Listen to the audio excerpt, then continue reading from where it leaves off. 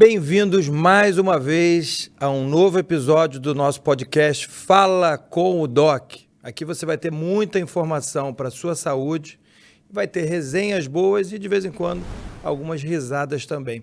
Hoje eu estou aqui com uma super convidada, a psicóloga Aline Oliveira. Obrigado, Aline. Tudo bem? Tudo bem, Daniel. Uma alegria estar aqui com você hoje, poder falar com esse povo todo lindo aí que está nos ouvindo. Obrigado por ter aceitado o nosso convite. Aline, pessoal, é especialista em transtornos alimentares, né, Aline? Isso aí, Daniel. Dentre as muitas especializações que eu fui fazendo ao longo, da minha carreira, eu também fiz especializações em transtorno alimentar, 2 especializações até internacionais, dentro da formação do Internal Family e com o Instituto Natália Serro também. Então, estamos estudando um pouquinho disso. Você diria que hoje, na sua prática, no seu consultório, qual é a porcentagem de pacientes que te procuram, não isoladamente com transtornos alimentares? E quando a gente diz transtornos alimentares, às vezes as pessoas tendem a achar que só precisam de um acompanhamento psiquiátrico ou psicológico, ou os dois em conjunto, quando você tem anorexia ou bulimia, que são assim os grandes, os transtornos, eu acho, que mais chamam a atenção, mas eu acho que muita gente tem transtorno alimentar e não sabe que tem. Então, qual seria assim, não precisa me dar um número exato, mas o que você acha de porcentagem de pacientes que circulam ali no teu consultório, você atende muita gente, que precisam de ajuda em relação à comida? Olha, hoje em dia eu posso dizer sem medo, tá? Que uma faixa de uns 60% dos pacientes presentes, que me procuram, trazem, às vezes não vem nem com essa questão assim de imediato, tá? Sim. Mas você vê que tem uma questão de transtorno alimentar ali presente, tá? Na vida desse paciente. E muitas vezes você vai ver isso, sabe como? Na própria obesidade. Sim. Então ela vai aparecer como uma das queixas que ele vai trazer para mim no consultório. Em alguma hora vai aparecer. Aparece como uma questão importante para o paciente. Exatamente. E é muito interessante 60% que a gente... 60% é um muita gente, expressivo, é muita né? gente. Eu que faço, eu sou ortopedista também, mas hoje talvez eu tenha uma porcentagem muito maior de pacientes que circulam, de nutrologia e endocrinologia do que de ortopedia. Mas aí na minha clínica tudo bem, porque é uma clínica que trata de emagrecimento, eu vou ter quase todos os pacientes. Agora, você pensar que numa clínica de psicologia, onde a gente tem um leque enorme de transtornos psicológicos, você ter 60% das pessoas precisando de alguma forma de ajuda com a comida, porque é um problema muito grande. E sabe uma coisa importante, Daniel?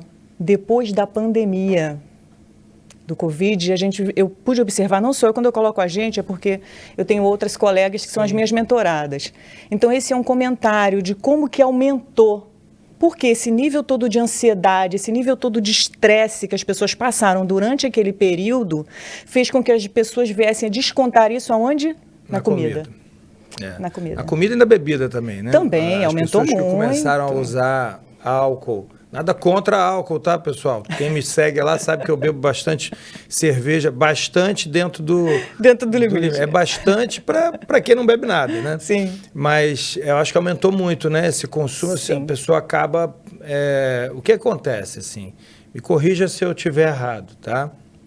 Mas quando eu aprendi lá na neuroanatomia e na fisiologia, a área do cérebro, a área do nosso cérebro que lida com a incerteza é a mesma que lida com o pânico, com o medo. Exatamente. Na pandemia a gente teve, eu inclusive também, você com certeza, talvez não, porque você deve ter ficado bem ocupada, na pandemia. Trabalhei muito. Atendendo muito online. Eu não, fiquei em casa, sem trabalhar, sem ter o que fazer, querendo trabalhar e não era uma prioridade a minha especialidade médica. Não é. Claro, eu operei alguns pacientes politraumatizados, mas na nutrologia a gente parou, porque não era mais o foco, E eu acho que com o aumento da ansiedade, o aumento das incertezas, o aumento disso tudo, as pessoas começaram a usar mais, A usar mais álcool, a usar mais açúcar, a usar mais as coisas que dão prazer. Exatamente. Tem que trazer prazer. Exatamente. Todo esse nível de ansiedade muito alto, de incerteza, todo o estresse presente ali naquele momento, fez com que as pessoas viessem a buscar esse prazer em algum lugar. Sim, onde tinha, né? E Era para pensar, era o único lugar. Nós estávamos confinados, então, assim, a única forma de você... Quer dizer, era o único lugar, não, né? Você pode ler um livro, você pode... foi muito legal até, né? Você deve ter acompanhado essa modificação muito de perto, porque para você, inclusive, é um case, né, de trabalho.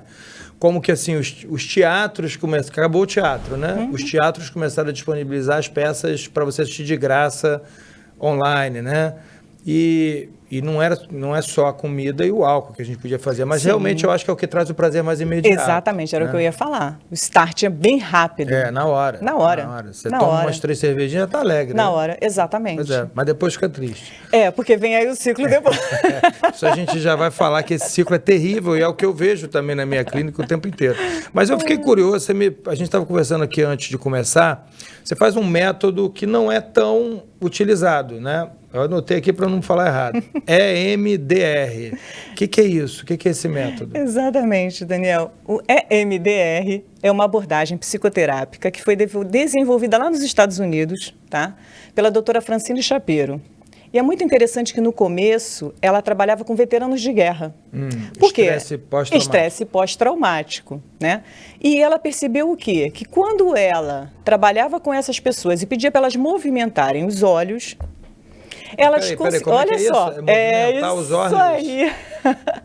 Conforme elas movimentavam, melhor, vou explicar. Se eu não estou entendendo, o pessoal em casa também não vai entender nada. Então, tipo assim, eu vou só mexer o olho e vai dar certo. Conforme elas movimentavam os olhos ao acessar essa memória traumática, elas conseguiam. Aquela memória era exposta a elas. Imagina que você está na guerra, exatamente. Volta a pensar. E ela viu como o padrão do movimento. Que legal, que interessante. E aí, por isso tudo baseado em quê? De onde essa mulher tirou isso, né? Pois é. De onde tirou isso? Do sono REM.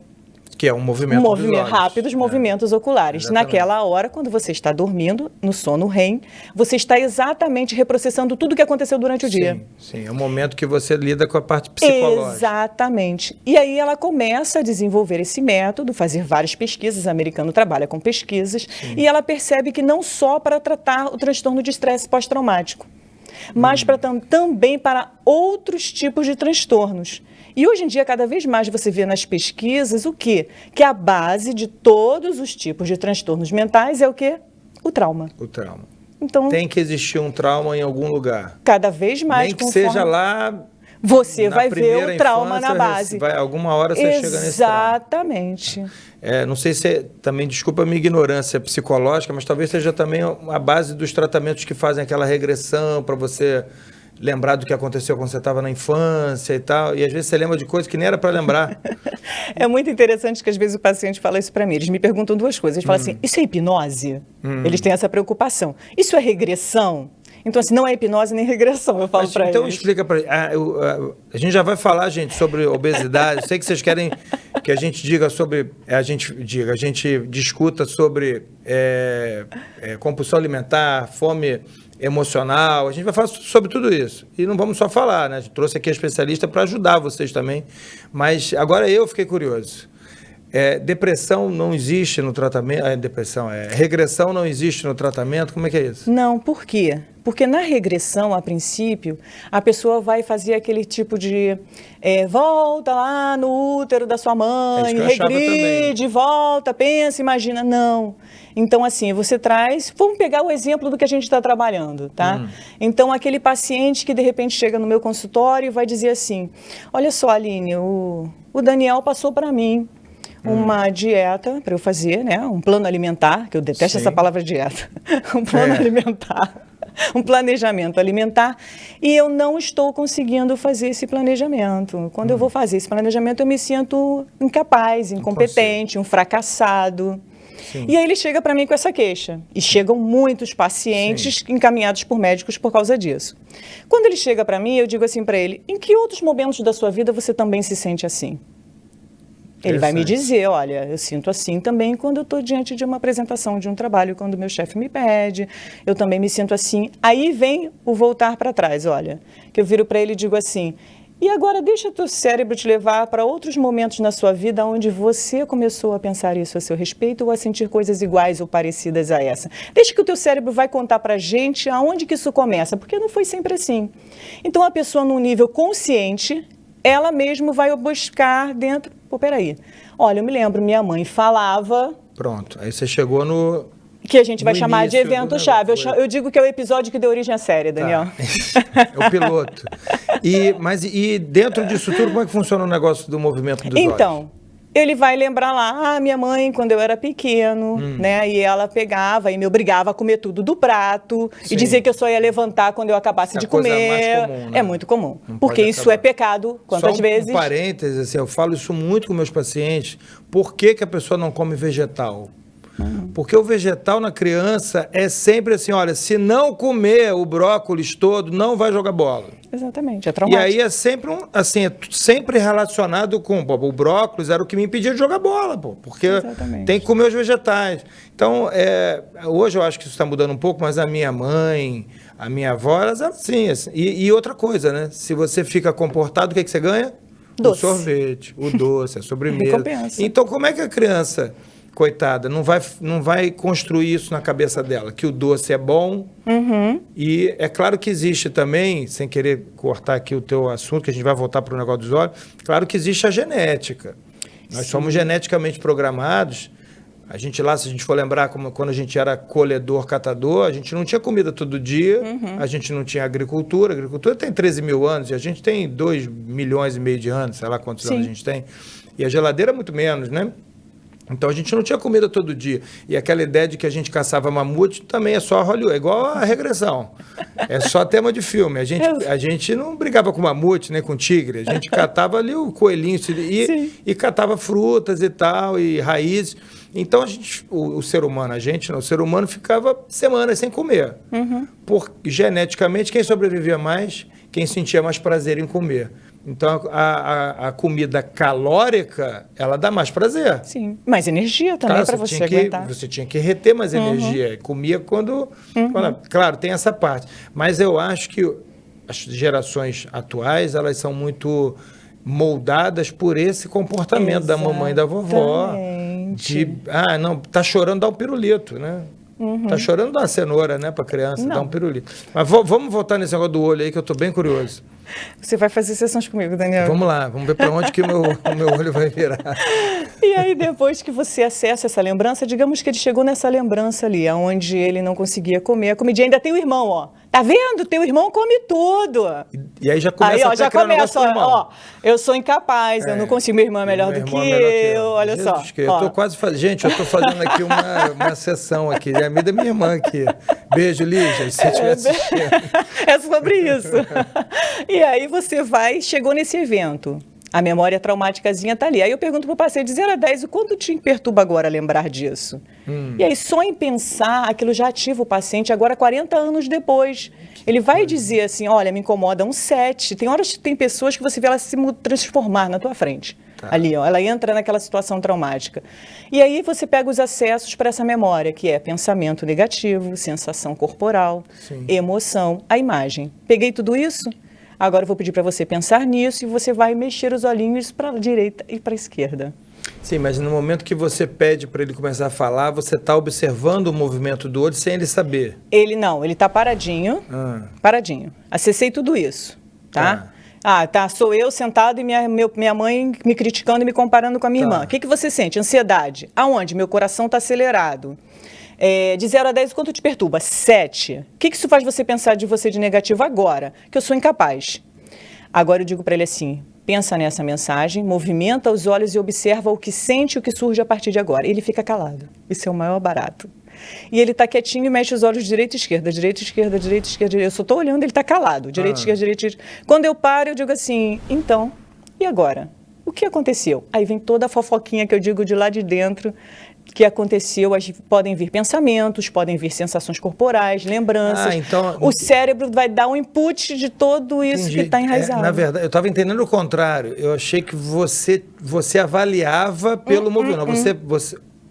a pessoa voluntariamente fazer o movimento dos olhos faz ela acessar. Isso, Legal. Coloca todo aquele processo cerebral que ficou bloqueado por causa do trauma, volta a trabalhar. Tá, e você estava me contando que o príncipe Harry, uma porção de gente aí é adepto desse tratamento. Isso é muito legal. A gente tem entrevista do príncipe Harry falando na Oprah. Isso é lindo demais. Ele dando o depoimento. Ganha uma força muito grande. Exato, o método, né? Então ele tem né, falando sobre o método e quanto ajudou a filha do Michael Jackson, né? Tudo só a gente com um pouquinho de trauma, né? Filha do Michael Jackson, Myra Sears, né? Sandra Bullock. A filha do Michael Jackson, com certeza, muito. Mas assim, o príncipe Harry, todo mundo acha assim, né? Vida de você. Nossa, vida de príncipe. Vida de príncipe e tal. Você, como psicóloga, deve olhar aquilo ali. Assim, deve ser um terror, né? Ainda mais ele, né? Porque o Harry é o que não é mais príncipe, né? É o que desistiu de ser príncipe. E aí o que acontece? Ele traz os relatos, é muito linda, né? Quem quiser pode assistir, tem no YouTube essa entrevista. É só colocar Legal. Príncipe Harry MDR. Bom, gente, então, ó, fica a dica. Onde é que é seu consultório? O pessoal está querendo saber já. Anotando. Deixa eu dar a boa notícia. Atendimento online para todo o Brasil e fora do Brasil. Inteiro. Depois a gente vai botar o Instagram da Aline lá no vídeo do YouTube. E aí você já está todo mundo querendo marcar. Bom, vamos lá. Botei aqui uma pauta que eu acho legal. Não é sempre que a gente tem uma psicóloga especialista para falar de obesidade com a gente. E eu falo muito, você sabe, a gente se segue lá mutuamente no Instagram, a obesidade é uma doença. Não tem como a gente não chamar de doença. Aliás, não sou eu que chamo de doença. A Organização Mundial de Saúde chama de doença. Você tem um CID para a obesidade. Então é doença e ponto final. Exatamente. Como qualquer doença, ela exige tratamento. Sempre. Como qualquer doença. Não exige uma doença que... Agora, algumas pessoas querem, outras pessoas não querem se tratar. Esse é o ponto. Existe ainda uma resistência de algumas pessoas a entenderem a obesidade como uma doença.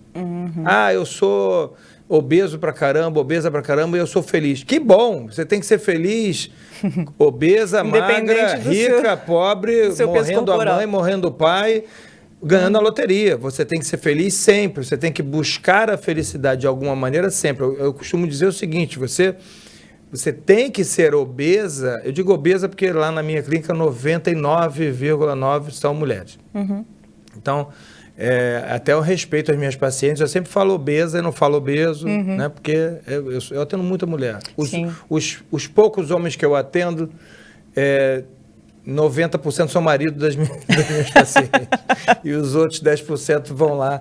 O homem tem muito. Isso é uma outra questão psicológica legal. Vale a gente ter um dia para falar sobre isso. O homem tem muita dificuldade de enxergar o seu problema. Exatamente. Né? Eu vejo, às vezes, umas coisas absurdas assim. Mas mulher é muito mais maluca, porque você vê que só mulher faz análise. Não, é o homem que é burro, né? Que não faz análise, que não vai buscar o tratamento. Ele tem dificuldade. Está com uma barriga desse tamanho e está se achando gostosão. Nossa, isso é impressionante. A percepção corporal do homem é um negócio absurdo. O cara está com a barriga de chope e não aparece um barril de cerveja e ele está achando que é o gostosão. Exatamente, que está tudo bem. Independente da saúde, saindo um pouco da saúde, vamos da autoimagem, o cara não tem noção de que aquilo ali está ruim. A mulher, ela começa a perceber essas variações, pouco já começa a buscar o tratamento. Então, a obesidade, ela é doença. O problema é que não é uma doença só do corpo, né? É uma doença do corpo e da mente também. Exatamente. Pode ser a mente levando a um comportamento que leva essa doença no corpo, ou pode ser essa doença do corpo acabando levando... Quantas pessoas pela obesidade desenvolvem uma depressão? E quantas pessoas pela ansiedade desenvolvem uma obesidade? Né? E costumam me perguntar, Aline, assim, poxa, quem que eu procuro para tratar minha obesidade? Eu acho que todos os profissionais, se você tiver condições, todos, né? Quando você tem uma psicóloga como você, como eu como médico, uma psicóloga como você, tratando junto os pacientes, o resultado é sempre muito melhor, você vê isso, né? Tem que ser. Hoje eu não abro mão dos meus pacientes estarem com um acompanhamento nutricional. E isso, Daniel, independente do que ele vem tratar comigo. tá? Sim, se você percebe ali um sobrepeso, você já... Mesmo sem ter o sobrepeso. Por quê? Porque pode não estar com sobrepeso, você sabe bem disso também, né? Estou falando com um nutrólogo. E alguns comportamentos garantirem o peso, e mas ele não tem uma alimentação saudável. Exatamente. E aquilo faz com que ele venha a ter algum tipo de inflamação, de desbiose, de algo que vai trazer. Assim, a gente fala do sobrepeso porque a gente está falando de 90% das pessoas, mas eu falo muito lá também no meu Instagram isso, né? Todo obeso é inflamado, mas nem todo inflamado é obeso. Exatamente. Então, assim, e eu não abro mão. Por quê? Porque não vai ter como eu trabalhar se ele não tiver com uma boa alimentação, com um bom sono. Tem que estar dormindo.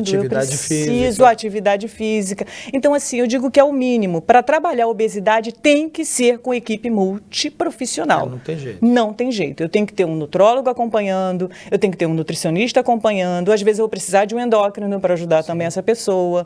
Então, assim, um profissional de educação física, porque não vai ser com aquele treino que você faz do jeito que você acha. No mundo ideal, o paciente poderia... Até existem no Brasil... Tenho 2 amigos que têm esse perfil. Você chega na clínica dele, você tem um médico, tem o nutricionista, tem o personal, tem o psicólogo. Na minha clínica eu ainda não consegui chegar nesse, porque assim, não são todos os... Isso agrega muito mais valor, né? E despesas para o paciente. Sim. Eu, por exemplo, tenho pós-graduação em nutrologia e endocrinologia, então eu já mato as duas. Show. Ótimo para o paciente também. O paciente já é atendido pelo nutrólogo, pelo endocrinologista junto. Eu tenho nutricionista, porque para mim é nutricionista, na minha equipe, dentro da minha clínica, trabalhando junto, na sala do lado, para mim, quase, para mim, é indispensável para todo nutrólogo. Ah, mas o nutrólogo pode fazer dieta. É outra besteira, pode fazer dieta. Claro que pode fazer dieta. Qualquer médico, até o cardiologista pode fazer dieta. Como é que o cardiologista não vai dizer para o paciente não comer gordura saturada? Ele pode não saber fazer a dieta. Essa é a questão. Em medicina, não, mas psicologia, medicina, nutrição, você está tratando da saúde da pessoa, Exato. Não interessa se você pode. O pode é o primeiro passo, é saber fazer. Exatamente. Na minha interpretação, depois de 20 anos fazendo isso, é claro que o nutricionista ele tem mais condições de fazer um cardápio do que eu. Sim.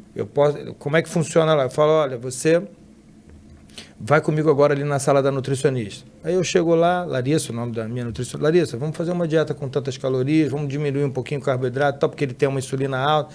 Mas quem decide ali o cardápio, e eu tenho plena confiança de que ela só vai botar alimentos com baixo teor inflamatório, e que ela vai também estar dentro do meu tratamento. Mas como eu queria ter uma salinha mais pro lado, e falar, agora vamos ali na minha psicóloga ali. Tem que ir. Pois é. Tem que ir. Não dá, porque assim, eu já pensei algumas vezes em trazer psicólogo para minha clínica, mas eu teria que, para agregar no mesmo tratamento, teria que cobrar muito mais. E a gente hoje vivencia, você deve vivenciar isso também. Sim. Né? Às vezes você fala assim para o teu paciente, vai no endocrinologista, mas não dá. Aí às vezes vai para um que atende 100 pacientes ao mesmo tempo numa manhã e também não vai ter um tratamento adequado. Não tem. E o que acontece? Por mais que a pessoa diga, não dá para eu agregar o psicólogo nesse tratamento para o emagrecimento, você vai pagar mais caro. Não me entendo errado. Não, eu estou te entendendo perfeitamente. A realidade. Tem que agregar. Eu não agrego na minha clínica, porque senão eu obrigo o paciente a ter. Sim. Mas eu falo para todos que eles têm que ter. E às vezes, o que eu quero dizer assim, a pessoa às vezes diz assim, não dá. Devem dizer para você, Daniel, você mesmo quando recomenda, fala assim, você precisa de ir para um psicólogo, e às vezes a desculpa é assim, né? Não, às vezes nem desculpa, né? Olha, eu não consigo agregar agora um psicólogo para estar pagando. A pessoa vem com essa resposta às vezes. E aí eu digo assim, você vai acabar pagando mais caro no final. Por quê? Porque é aquilo que eu estava falando no vídeo, que até foi o que me trouxe até você, né? Você não vai tratar a questão emocional desse seu engordar, né? Desse sobrepeso, dessa obesidade que está aí. Você vai tratar só a questão comportamental. Ótimo. Você vai acabar engordando de novo. Não é à toa que de 100 pessoas que tentam emagrecer, 30 emagrecem e dessas 30, 2 mantêm o mesmo peso ao longo da vida, né? Exatamente. Por quê? Porque elas trataram somente o comportamento. mas não trataram a fonte, aquilo que está alimentando e sustentando aquele comportamento, ou melhor, aquela relação disfuncional com o alimento. Com o alimento. Então tem que olhar essa fonte. E uma vez, por que eu digo que vai pagar mais caro, né? Se você não faz isso, você vai continuar fazendo várias dietas ao longo da vida, vários tratamentos. Mas se você faz de uma vez por todas. Sim. Game over. Sim, e né? a pessoa entende. Acho que o entendimento também da doença, da necessidade do tratamento é importante. É uma coisa que é impressionante, que às vezes a pessoa fala que eu não sei quanto custa a sua consulta, mas assim, falam para você que a sua consulta é cara, mas compram um pacote de dieta detox de uma semana que chega quentinha na casa dela, aquela dieta com 600 calorias que a pessoa não vai aguentar em pé no dia seguinte, mas entra num grupo de dieta de chazinho detox, paga para fazer coisas que no final das contas não vão se... não vai se manter. Não vão se manter e não vão se refletir em resultado. Às vezes nem resultado dá. Quando o resultado não se mantém e às vezes nem resultado dá. Vamos entrar num tema aqui legal, que todo mundo me pergunta, é a tal da... A gente já falou um pouco dessa recompensa, desse sistema de recompensa e tal, vem a culpa depois, mas aí junto com isso, a tal da fome emocional, né? Uhum. Isso aí é muito legal a gente chamar a atenção das pessoas para prestarem atenção nisso, tá? Porque você tem dois inputs para te levar para comer, vamos colocar assim, né? Então eu tenho um input fisiológico, que é a fome fisiológica, ausência de alimento, falta de energia no meu corpo, e ele vai dar esses sinais de fome e eu preciso buscar esse alimento e me alimentar. Perfeito. Né? Mas você também vai ter um input emocional. Sim. Que vai te levar... Quantas vezes você não está numa festa, você já está saciado, sim, mas você está ali no social. Sim, e o que acontece com a bebida também. Exato, e você continua. E vai comendo. Fio o pé na tá e se tiver mais oferta, vem mais. Tá na pizzaria, ó, quer ver outro lugar, né? Rodízio de pizza. Eu faço isso direto. Imagina a pessoa que não tem esse nível de... Porque assim, quando a gente fala não tem esse nível de consciência, parece que a gente está chamando os outros de burro, mas não. Não. É porque... Tudo hoje na vida moderna parece que é um complô para que as pessoas não tenham essa consciência. Exatamente. E é verdade. A gente tá muito no fazer, né? Exatamente. Nós somos levados para o fazer e não somos levados para olhar para dentro da gente. E aí você estava dizendo, o cara tá lá na festinha e tal. E aí tá alegre, porque assim, nem sempre a pessoa às vezes associa esse comer emocional a quando eu tô triste, quando eu tô chateado. E nem sempre, às vezes você tá até feliz. E aí você fala que vamos comemorar, vamos sair para comer uma pizza? Eu acho que é o comer social. É o beber para como é que fala? Beber para esquecer ou para comemorar? Esse aí para afogar as mágoas ou para se afogar comemorando. É a mesma bebida, é a mesma comida. Exatamente. Né? Então existem vários mecanismos emocionais que vão levar essa pessoa a comer também. Então, assim, às vezes ela vai comer por causa dessa questão de estar feliz, o social, né? Então, tá aqui todo mundo, vamos então comer, pede mais uma, e você já nem tá afim, mas tá ali comendo. E vai embora. Você vai comer. E outras vezes você vai comer por sintomas emocionais, né? Vamos colocar assim, por sensações emocionais que você não quer lidar naquela hora. E aí é uma coisa muito interessante que poucas pessoas prestam atenção, Daniel. Essa comida ela vai entrar como uma distração. Então, olha só, eu tô triste porque o meu namorado, né, saiu com outra garota. Descobri que o meu namorado saiu com outra garota. Então, eu tô triste pra caramba. Como aquela tristeza está me sufocando e ela é muito grande, eu não consigo lidar com ela, eu vou fazer o quê? Eu preciso de prazer, tá ruim demais. Sim. Eu preciso de prazer. A comida, a gente conversou, falamos sobre isso, ela traz esse prazer imediato. E tá ali ao meu alcance, olha que delícia. Sim. E aí eu pego e vou comer. Enquanto eu estou comendo, eu não estou o quê? Sentindo a tristeza. O que você quer dizer, então, é que enquanto a pessoa está comendo, não está conseguindo pensar não tá sentindo. Naquele motivo e aí não está sentindo. Exatamente. Só que aí vem depois o ciclo. Então, continuando nesse daqui, ó. Eu tô triste pra caramba, eu tô chateada com aquilo, e aí eu vou lá, pego um pote de sorvete, olha que delícia, né? Pega aquele pote de sorvete com calda de chocolate. Maravilha. E começo a comer. Isso, jogo M&M. Eu já tô aqui com vontade. Eu também. Esse calorão. Nem triste a gente já quer.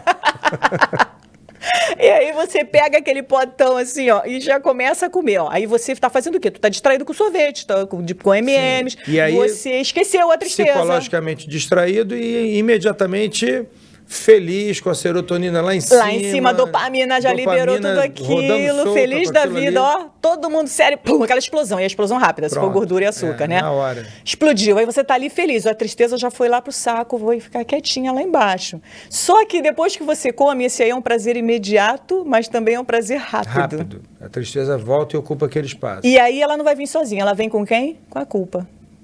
A culpa vem, ó, tá vendo? Aí são os trauminhas do passado, ó, a vozinha da mamãe, a vozinha de não sei quem, vem e diz, ó, tá vendo? Você não consegue nada mesmo. E eu acho que é uma culpa e um pouco de frustração também, Vem, porque culpa, a pessoa, raiva. ela não quer comer. Ela passa a semana inteira dizendo, eu não vou fazer isso. Aí quando ela faz, ela tem o prazer e depois ela fala, por que eu fiz isso? Eu não consigo não fazer, eu não tenho força de vontade. Eu não tenho força de vontade, Bom, eu sou uma vergonha. Eu acho, Aline, que com essa tua explicação, fica muito claro para quem está ouvindo a gente, entender. Muitas pessoas estão ouvindo isso e estão pensando assim, pô, é o que eu faço. E acho que todas vão concordar que assim, você tem toda a razão nessa tua explicação e vão entender as causas. Como que a gente evita isso? E aí vem uma coisa bem legal. Primeira coisa que eu falo com os pacientes, né? Presta atenção no que está te levando a comer. Então, olha só, se eu, né, vou pegar o pote de sorvete, ó, né? Tô triste, tô chateado, mas vai ser um mecanismo automático. Eu tô acostumada a fazer aquilo o tempo todo. Eu vou buscar aquele sorvete. Se naquele momento eu tiver um pouco de consciência, eu já vou dizer o que ajuda a ter isso, tá?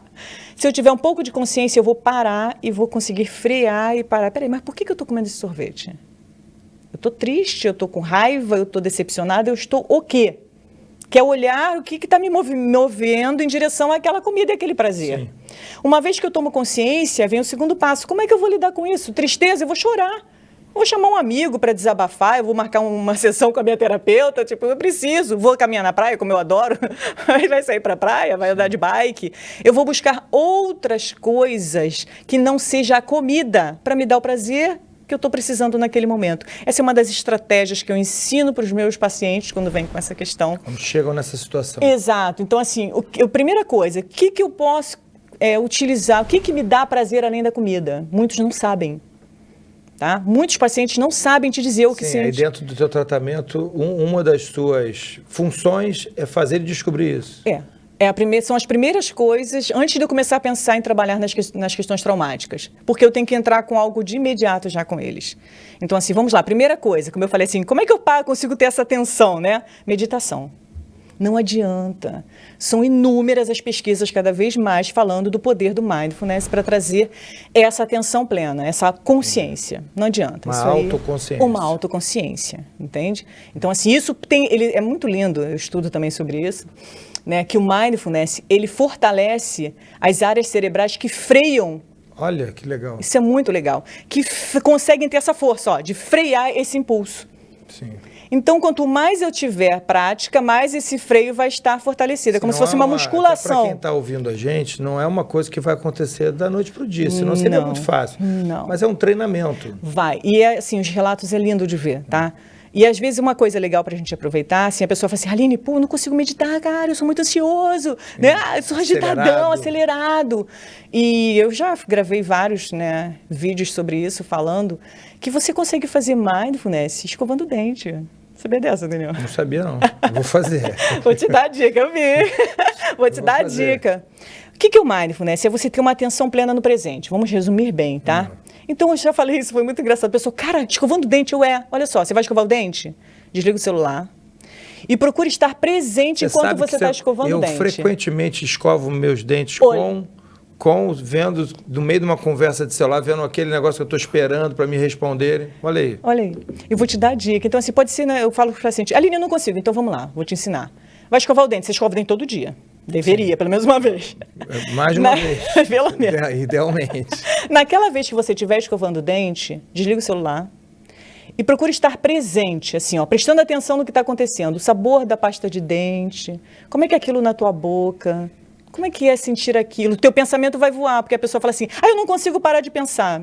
cara, o teu cérebro não vai parar de pensar, seu pulmão não vai parar de respirar. Não morreu. Vai acontecer. Nem dormindo para de Então, o pensar. seu pensamento vai voar, tem que pagar a conta. Você volta, igual nuvem. Oi, pensamento, tchau, pensamento, volta. E volta para a escova de dente, para sentir o sabor. E fica ali. Isso já é atenção plena. Isso já é mindfulness. Está lavando a louça, você pode fazer isso lavando a louça. Teu pensamento vai voar, volta e presta atenção na temperatura da água.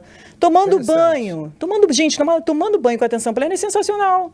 Porque você fica ali, sente a água no teu corpo. Como é que é? Caramba, eu nunca tinha prestado atenção. Gasta água para você. Você mora em casa ou no apartamento? Eu moro em casa. Eu moro em casa. Não vai fazer uma meditação de 30 minutos. Se eu botar todo mundo tomando banho no mindfulness, vai acabar na conta de Sabe o que é legal, Daniel? 4 minutos já muda completamente. 4 minutos. Legal.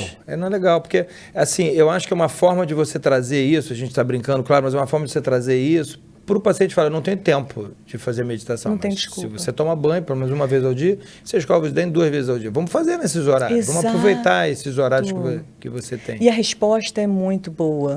Porque legal. a pessoa tem mais consciência. Então, assim, ela consegue, na hora que vai comer, ela já dá aquele... Doutora, ele fica assim, doutora, isso é muito engraçado. Eu ia comer, mas aí eu lembrei, parei.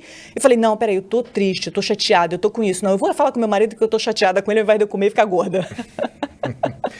E uma coisa interessante, né, nesse comportamento da gente colocar a tristeza de lado, mas durante um período muito pequeno, é porque a sensação de prazer ela é imediata, ela dura pouco e tem mais um denominador aí, um elo aí nessa corrente, que é muito importante. A conta, ela demora a chegar. Porque quando você, mesmo que você já esteja obeso, você come um pote de sorvete inteiro, você não faz buf. Exato. Você não aumenta 20 quilos logo após o pote de sorvete. Você vai demorar 1 ano para você aumentar 20 quilos, né? Eu sempre uso um gatilho com as minhas pacientes, que é o seguinte, você gosta de bolsa, de sapato? Eu acho que a maioria das mulheres gosta. Não é preconceito, não é coisa de mulher, porque assim, a minha esposa, por exemplo, é extremamente mão de vaca mesmo, ela vai ouvir, mas ela sabe disso. Ela não gasta com nada lá em casa.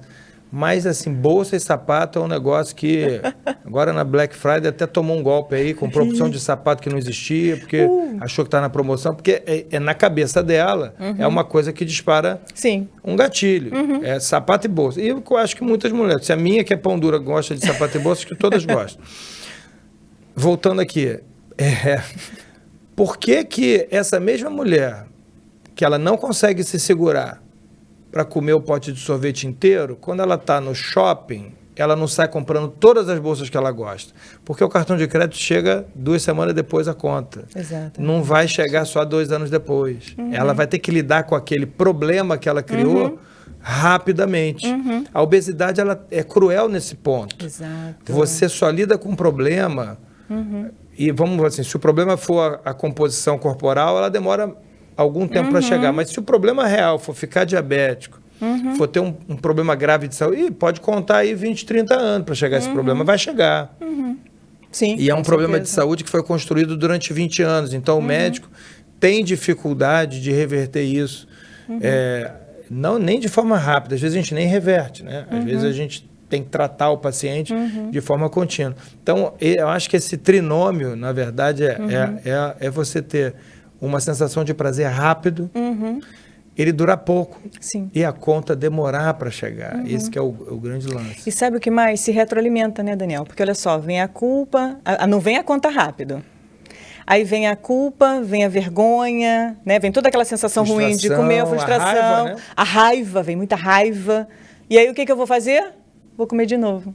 Pois aí, é. Ó, e aí, de novo, a culpa fica ali. Mas a cada vez aquilo que você está aprisionando vai ficando maior. Vai ficando maior. Exatamente. E olha só, uma coisa que eu acho importante, sem querer te cortar, a pessoa precisa estar atenta. Não pode me cortar à vontade, porque eu estou te cortando o tempo inteiro aqui. Eu sou assim, viu? Eu lembro de um negócio que eu quero falar. A gente se entende.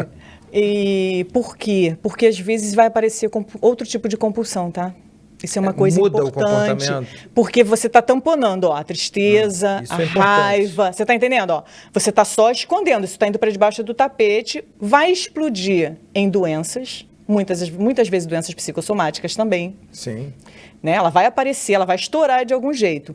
E às vezes, além de começar, você vai começar a ver outro tipo de compulsão. Ele começa a comprar também um monte de coisa que ele não precisava. E aí, quando você começa a conversar com esse paciente, entende? Ele não está só comendo comida, ele está também comendo outras coisas. Você acha que essa desorganização, digamos assim, vai tomando conta da vida dele? Vai tomando conta. Você sabe que é muito interessante que eu tenho muitos pacientes, e você deve ouvir isso todo dia também, quando eles começam a comer melhor, a fazer atividade, a se organizar na comida, começam a trabalhar melhor, começam a brigar menos com a esposa, com o marido, começam a esquecer menos as coisas da escola do filho, né? Aquela reunião de pais que nunca lembra, começa a lembrar, começa a não esquecer de botar o lanche na mochila do garoto. Então, eu acho que eu vejo ao contrário, na verdade. Sim. Eu vejo a melhora tomando conta de tudo. Exatamente. E como você, na tua prática clínica, você acaba tratando muito mais...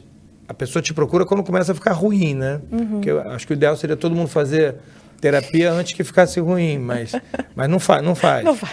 Né? Eu mesmo sou um exemplo clássico disso. Eu nunca tinha feito terapia e achava que não precisava. Como muitos outros. Sim. Milhares. E aí no meu... hoje eu sou... Assim, tenho um casamento maravilhoso e tal.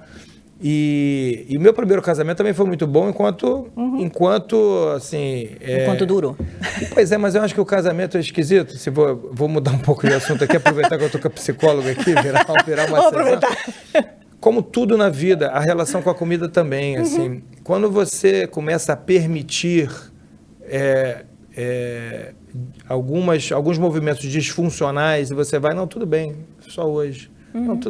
Não é a mesma coisa com a comida que acontece isso? Eu vou no McDonald's só uma vez no mês, só hoje. Aí você vai ter aquele mês, você vai 3 vezes, depois você vai 4 vezes. Era. O casamento é a mesma coisa. Você tem uma outra pessoa ali do teu lado que você começa a ter algum tipo de disfunção e você vai falando, tudo bem, tudo bem. Se lá no início... você tivesse percebido isso, sabe? Não chegava naquelas brigas homéricas que você acaba... então chega, eu vou separar, entende? Sim. E eu acho que é legal isso, porque eu, por exemplo, eu já fui obeso, você não deve saber, mas eu já fui obeso, e eu até hoje eu tenho...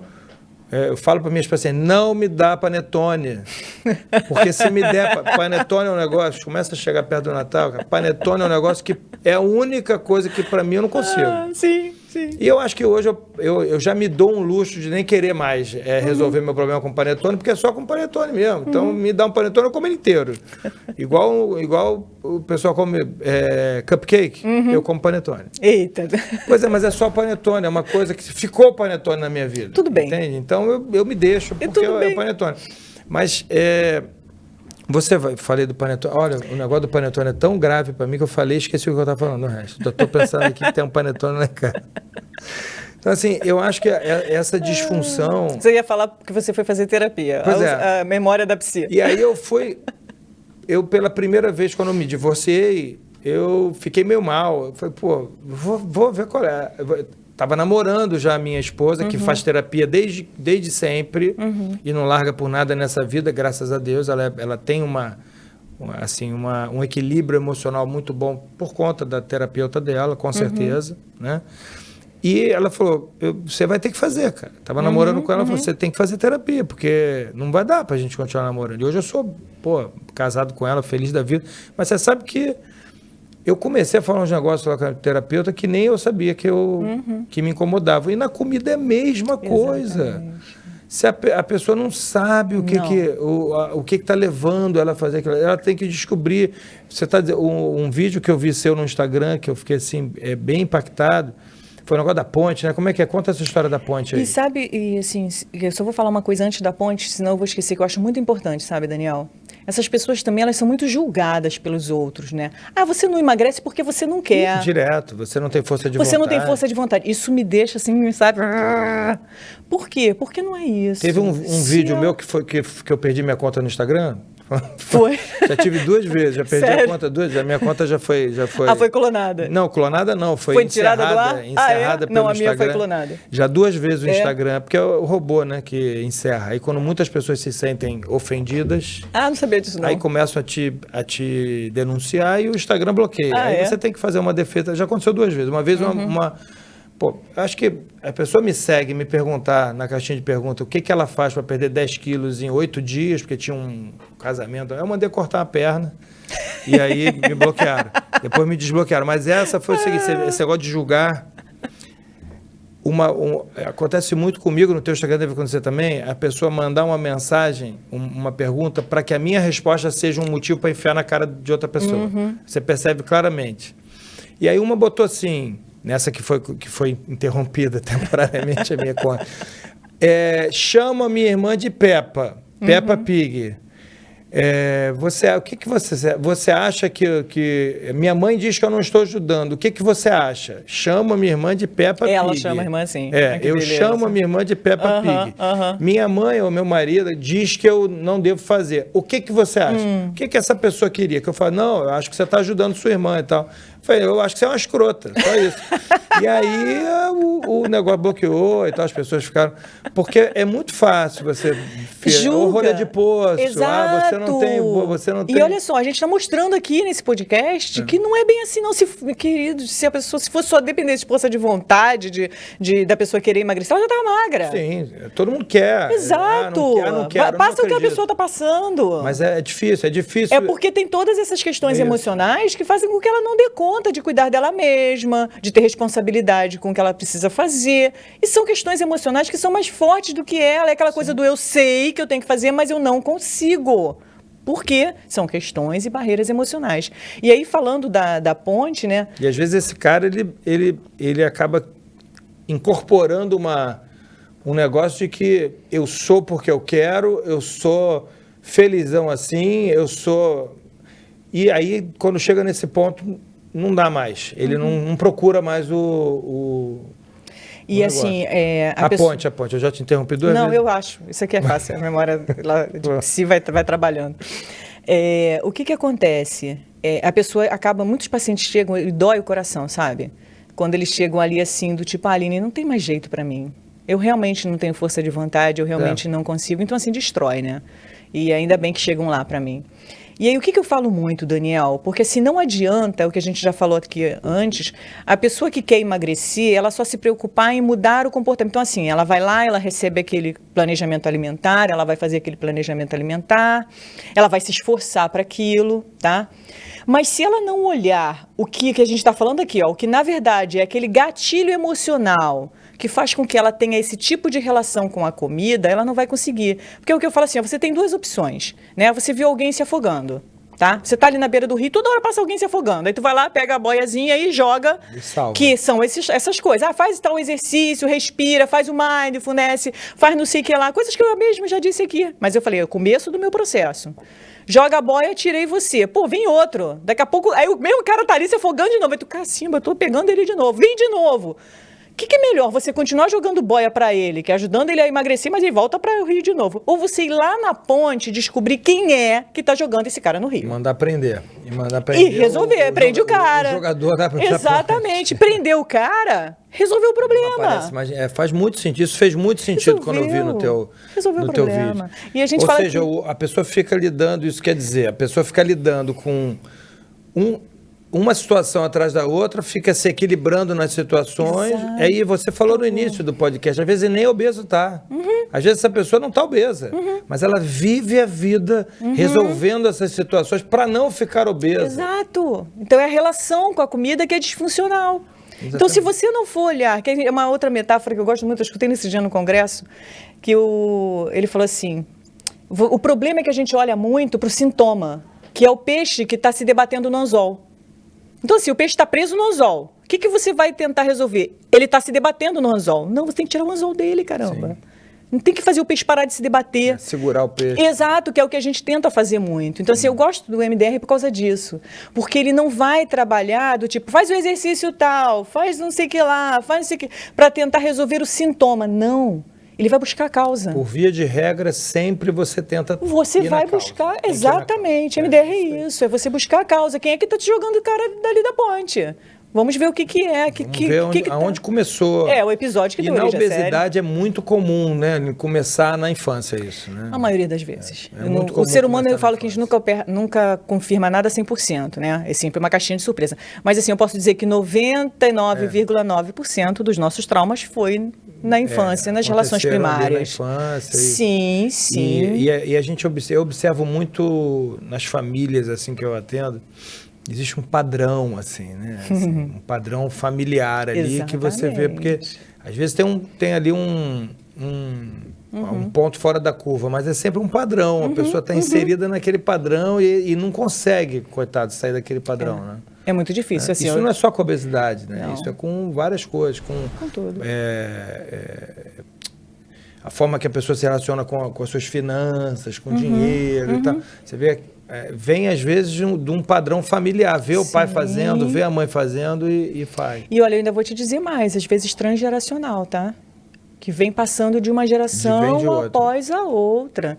Então, assim, questão mesmo financeira. Quando você vai fazer um genograma, que é você olhar essa história familiar, como se fosse uma árvore genealógica, e você vê que assim, é uma família de pessoas que quebraram e faliram. Pois é. Aí você vê, meu avô quebrou e faliu, meu bisavô, meu pai, e eu agora também não consigo lidar com o dinheiro e eu também estou quebrando. É interessante, depois que acontece, né, e a gente vai vendo e vai analisando, é como um caso clínico mesmo. Sim. Né? Depois que você vê o desfecho, você vai analisando, você consegue... Quem está de fora, claro, consegue ver, porque quem está de dentro não vê, né? Não, no começo a pessoa não consegue enxergar. Depois que ela vai pegando essa prática e vai... Porque assim, qual é o objetivo da terapia, né? Às vezes pergunta, aluno universitário vem muito, né? Posso fazer uma entrevista com você? Não sei o quê. Ah, beleza. Aí, que serve? Né? Qual é o objetivo da terapia? Devolver a autonomia da pessoa. Simples assim. Eu quero devolver essa autonomia para você não ser mais refém das suas emoções, dos seus traumas, mas você realmente ser dono da sua vida. Que nem você falou do panetone. Aline, hoje eu tenho consciência que o panetone é uma coisa que ainda me pega. E olha só, olha só a autonomia na sua mão. Ó. Eu tenho consciência disso e eu quero me permitir hoje a comer um panetone inteiro. Você está fazendo isso consciente, Daniel. Sim. Não é igual você fazia antes que você não tinha consciência. Eu não fazia só com panetone, não. Com um monte de coisa. Fazia com um monte de coisa. Então, assim, eu quero sentar, eu quero comer esse panetone, que eu tô com vontade. Eu sei que não é a melhor opção para mim nessa hora, mas eu tô afim de comer, eu vou comer e tudo bem. Eu tô comendo consciente disso, mas amanhã eu vou malhar, vou fazer o dobro do que eu fiz, vou fazer um jejum intermitente, vou fazer alguma outra intervenção. E pelo menos eu matei a minha vontade e tá tudo certo. Eu vou até te não corrigir, mas você falou uma coisa, você falou até, eu tenho certeza que você falou sem pensar no